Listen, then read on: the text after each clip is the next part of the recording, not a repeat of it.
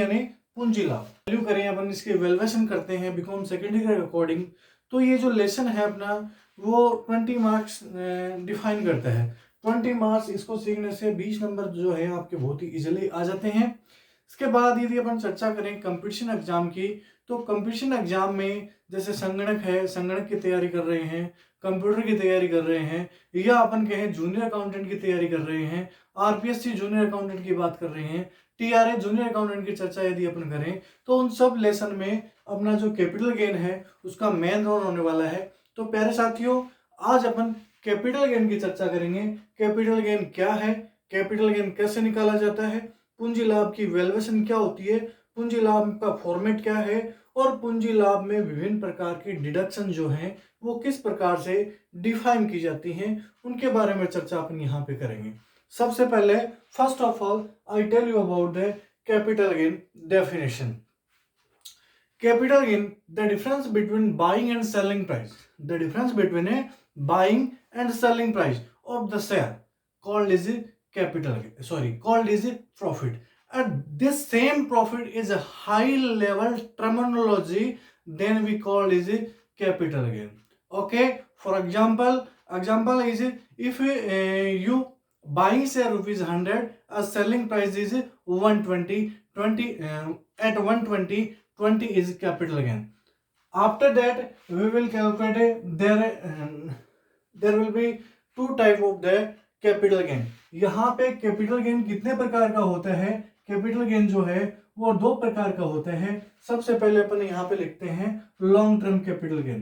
क्या लिखते हैं? लॉन्ग टर्म कैपिटल गेन, इसको बोला जाता है लॉन्ग टर्म कैपिटल गेन। दीर्घकालीन पूंजी लाभ, दीर्घकालीन का मतलब क्या होता है? मैक्सिमम 36 महीने से ज्यादा अपने पास रहता है, तो वो किसकी कैटेगरी में आता है? 36 मंथ की कैटेगरी में आता है। और जो 36 मंथ से अपने पास कम रहता है उसको अपन क्या बोल सकते हैं? STCG बोल सकते हैं, शॉर्ट टर्म कैपिटल गेन बोल सकते हैं। इसको बोलेंगे long term capital gain, long term capital gain, इसको बोलेंगे short term capital gain.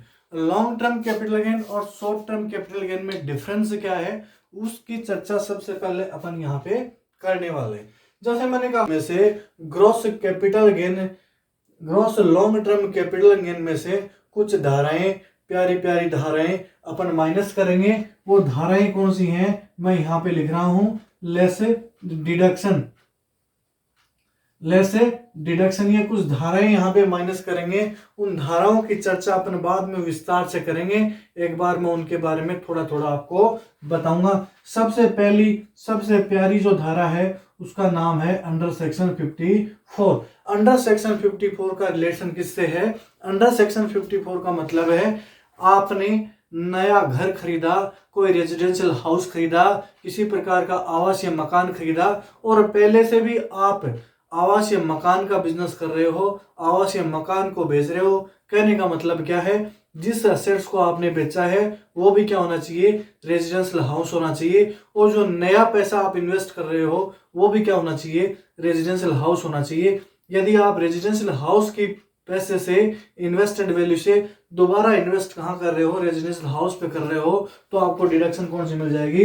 Under section 54 मिल जाएगी। इसके बाद मैं कहूँ under section 54B। Under section 54B का संबंध है भूमि से, ग्रामीण भूमि से। ग्रामीण भूमि में यदि आप पैसा लगाते हो तो उस पर धारा कौन सी है? अंडर सेक्शन 54B है। इसी प्रकार से अंडर सेक्शन 54EE या मैं कहूँ 54EC, इसका इन दोनों का संबंध किससे है? यदि आपने किसी असेट्स को इन्वेस्ट किया है, उसको बेच दिया, बेचने से उस पैसे से आपने किसी बॉन्ड में पैसे इन्वेस्ट कर दिए, या मैं कहूँ स्वर्ण बॉन्ड में, राजस्थान सरकार के या सेंट्रल गवर्नमेंट के स्वर्ण बॉन्ड उससे खरीद लिए, तो उस पे धारा कौन सी लगती है? 54EC या 54EE लगती है। और एक सबसे मोस्ट इंपोर्टेंट धारा है, वो धारा कौन सी है? उस धारा का नाम है 54F। 54F जो अमूमन अक्षर परीक्षा में पूछी जाती है। इन धाराओं में सबसे इंपॉर्टेंट धारा कौन सी है? अंडर सेक्शन 54F है। इसका संबंध किससे है? इसका संबंध है आप किसी रेजिडेंशियल हाउस को खरीद रहे हो और इससे पहले आपका जो बिजनेस है, आपने जो असेट्स सेल और परचेज की है वो रेजिडेंशियल हाउस नहीं होना चाहिए। उसके अलावा कोई भी असेट्स आप सेल करते हो, परचेज करते हो, तो वहां पे कौन सी धारा लग जाएगी, अंडर सेक्शन 54F लग जाएगी। और इसी के साथ साथ एक धारा और है जिसका नाम है अंडर सेक्शन 54D, जिसका संबंध भी किससे है, भूमि से है, लैंड से है। आप भूमि पे पैसा इन्वेस्ट करोगे, शहरी भूमि पे पैसा इन्वेस्ट करोगे, तो अंडर सेक्शन कौन सी लगेगी, 54D लगेगी।